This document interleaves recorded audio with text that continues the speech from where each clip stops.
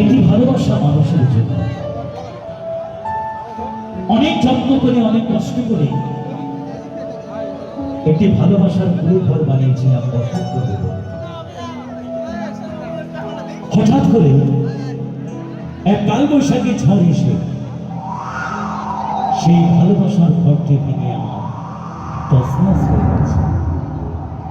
তাই গানের ভাষায় মহাজন বলছেন,